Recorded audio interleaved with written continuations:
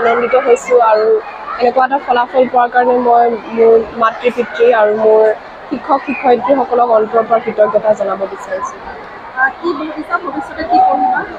বৰ্তমান মই বিজ্ঞান শাখাত নামভৰ্তি কৰিছোঁ আৰু ফিজিক্স কেমেষ্ট্ৰি মেথছৰ কম্বিনেশ্যনটো লৈ মই বৰ্তমান JEE এক্সামৰ কাৰণে প্ৰিপেৰেশ্যন চলাই আছোঁ।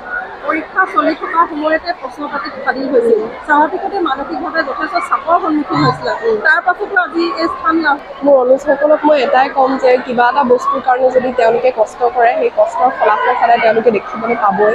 এক্সটাৰ্নেল ফেক্টৰে কেতিয়াও সেই ফলাফলটো দেখাৰ পৰা বন্ধ কৰিব নোৱাৰে। তেওঁলোকে ভিতৰৰ পৰা ষ্ট্ৰং হৈ পেলাই যদি কষ্ট কৰে তেনেহ'লে ফলাফল তেওঁলোকে পাব। সফলতা আৰু মোৰ মা দেউতাই আৰু তেওঁলোকে মোক বহুত সহায় কৰিছে। তেওঁলোকৰ অৱদান মই ভাষাত বুজাব নোৱাৰোঁ।